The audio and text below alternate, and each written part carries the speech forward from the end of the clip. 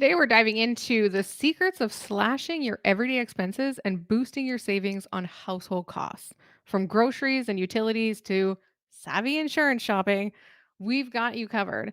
As prices climb and budgets get tighter, it's more important than ever to find smart ways to save. In this episode, we'll reveal powerful tips and tricks to help you keep more cash in your pocket, whether you're a master saver or just beginning to take control of your finances.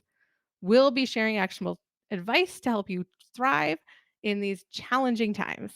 I'm Amber, and I have saved and paid off $54,000 in 20 months, and we have been debt free outside of our mortgage since 2018.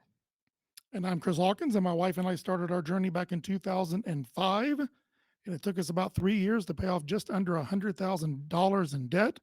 And we've been debt free except for our mortgage ever since. And I am Katie Hatfield. I have been on my debt freedom journey for 6 years, and on a single income, I have paid off over $169,000. And I am Ryan, and my wife and I paid off $160,000 over 8 years while raising 3 kids. Now, after listening to this episode, if you want to take your finances a step further, we've got an awesome free workshop that I'll be sharing details about later on in the show. All right, let's dive into it, you guys. How are we getting smart about saving as far as like household groceries, whatever? What are those daily expenses that you're able to save for? I find if I don't leave the house, I don't spend money. And stay off of Amazon, right? Yeah, it's Amazon Prime Days. We just found out, right? Yeah, it is. Yeah, as we're recording this today, it's first day of Amazon Prime Days.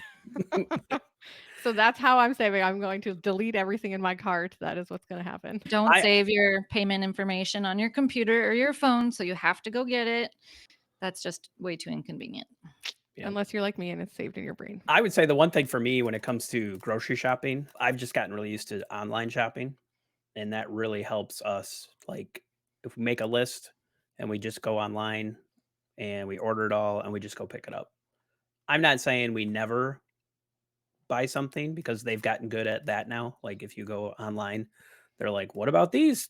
It's almost like they send you down the little junk aisle, the aisle that before you check out, they're like, what about this? And you're like, oh yeah, I seen those on TV. I want to try those. Yeah. We still do you that. Bought it before. Right. Are you sure you don't need this again? Right. I'm like, oh yeah, I did like that. I'm not saying we don't do that ever, but it's way better than if I go in a store. Like I could go in a store sometimes and be like, I need these 10 things, and I come out with 40 things.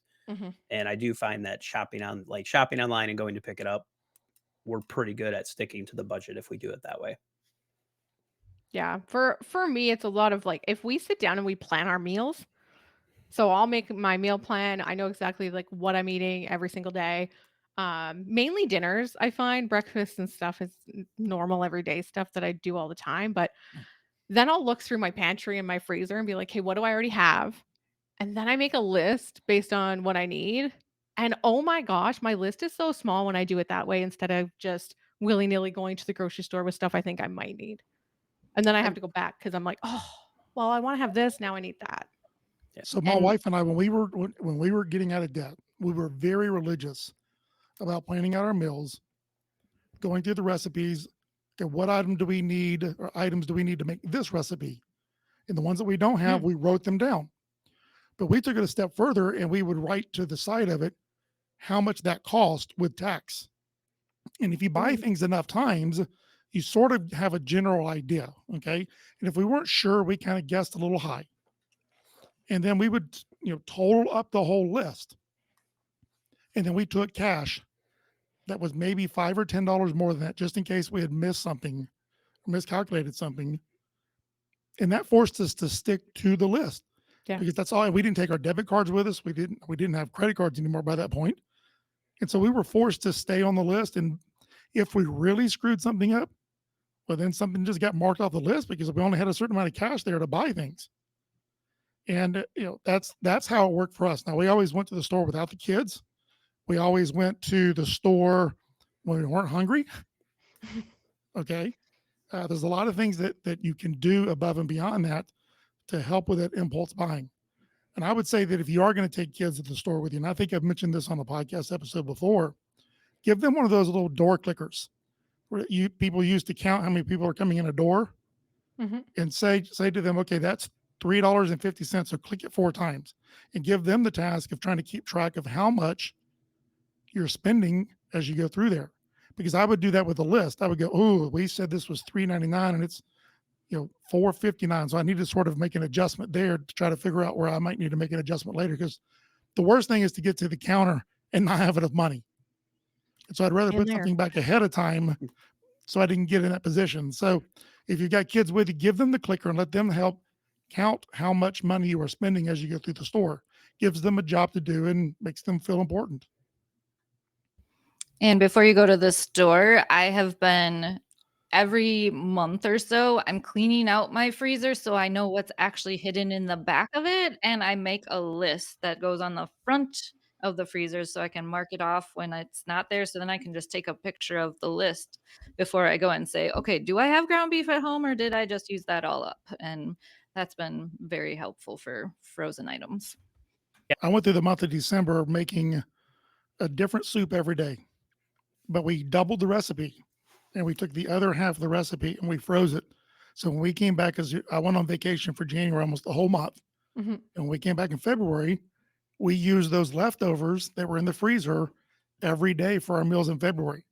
So I Oh, didn't that's have to cool. buy anything. I didn't have to go out and grocery shop. I mean, for breakfast and lunch type items, yes, Yeah. but for dinner, it was already there. I follow this girl on TikTok. Her name's Alex, and her tag is like, "We use what we have." She comes up with the most you guys gotta go follow her. She comes up with the most incredible ideas of food with leftovers. Like, she goes, "This is what I have as leftovers. We're gonna make it something that people don't want to what people do want." And she feeds her Huh. whole family with these leftovers. It is really neat. Yeah. So if you're looking for creative ways, if you're like me and you don't like using leftovers very often, go follow her. She's got some awesome ideas. See, like I just made a couple months ago, like a whole crock pot full of pulled pork, and then I made pulled pork quesadillas and a bunch of different things, not just put it on a bun or put it in a sandwich or whatever. It was just, yeah, use it up. Or like when you have a leftover chicken breast or whatever, slice it up, put it on a salad, or toss it in quesadillas Yeah. or You gotta something. get creative so you're not wasting that money either, right? Because that food waste is Right. essentially it's money that you're throwing in the garbage. Um, Another cool available savings resources are apps. So if you're using apps or if you're not yet, I would recommend going into the app store and finding these apps like Ibotta, Checkout 51. These are cashback apps that you just scan the receipt and you get cashback for them. In Canada, I use, Flash Food all the time. I don't think I've paid full price for meat in my freezer, in almost a year.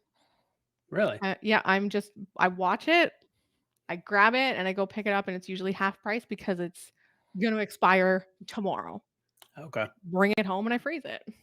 We use Ibotta. I mean, some of those are just super easy to use. Like you Yeah. said, you pretty much get your receipt, you scan it, you're done. You know. Mhm.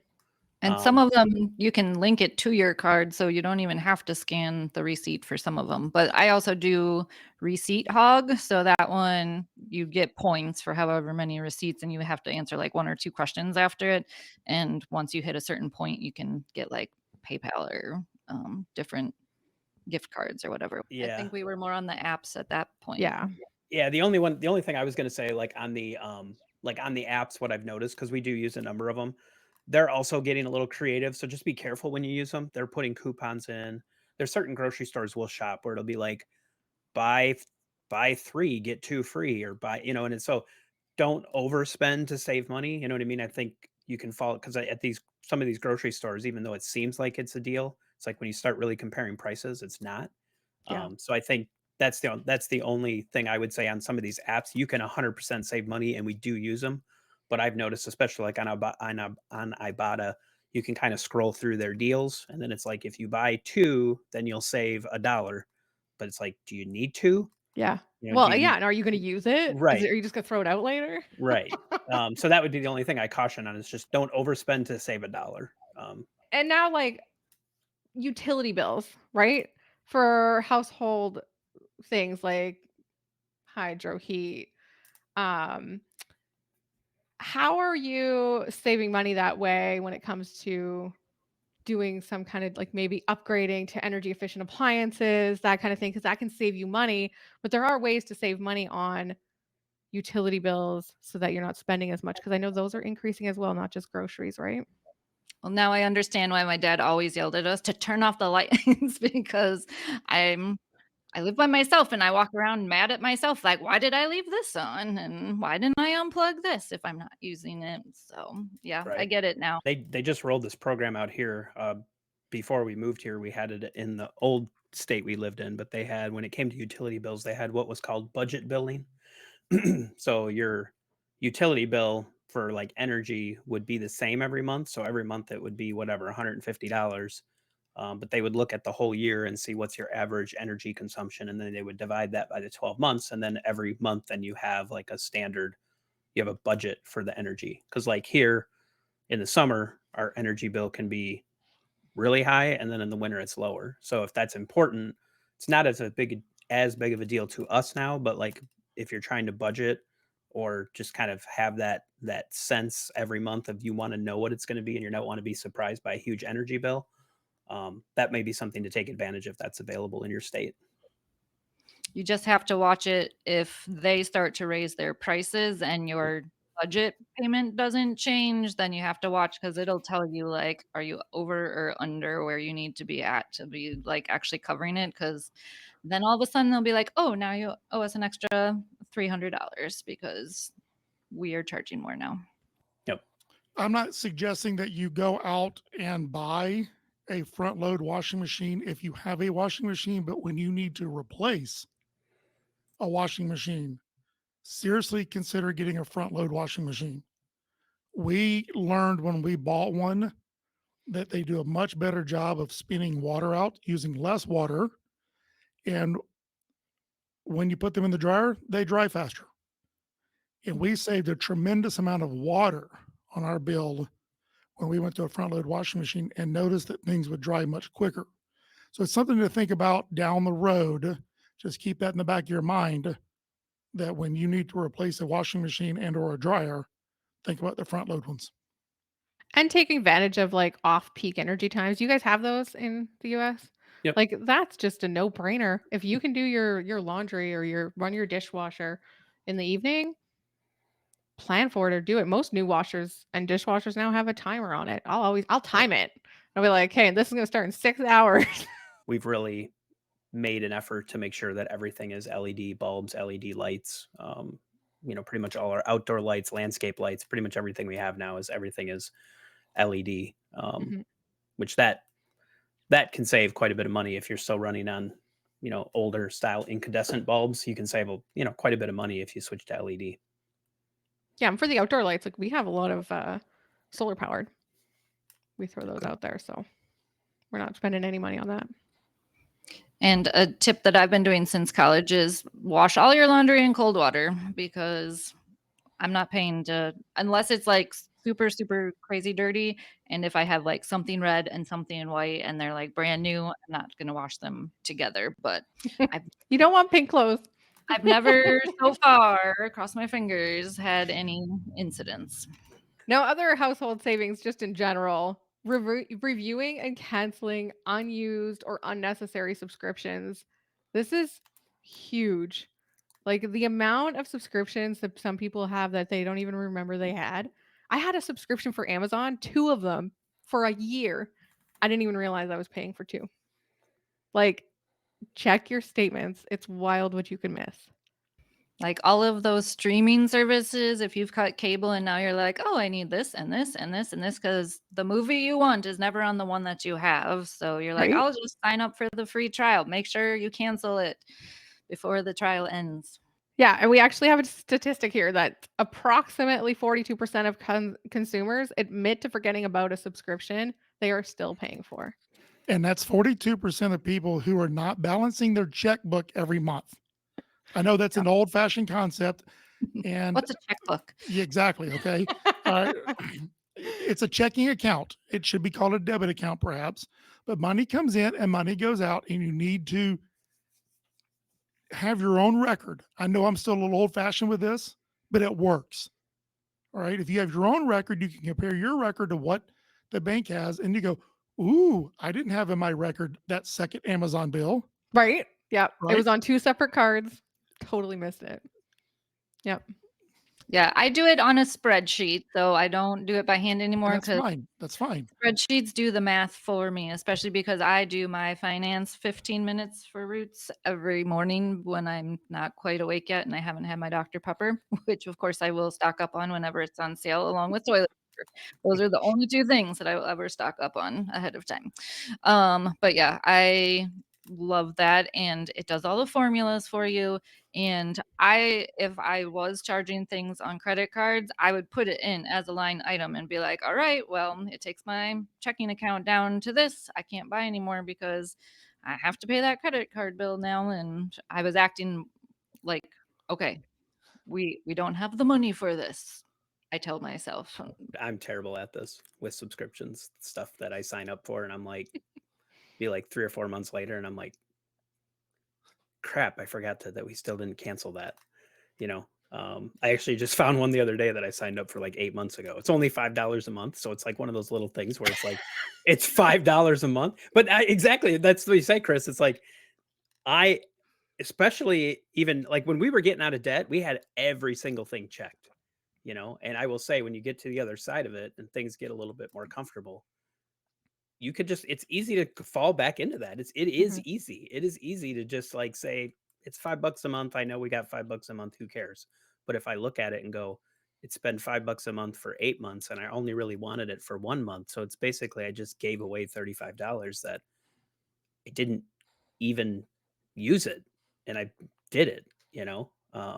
So I don't know what's worse, the fact that you said it happened for 8 months, or that you said it's only $5. Yeah, it's Okay, I well, don't know if this is worse. Now I will say this: yeah, you're absolutely correct.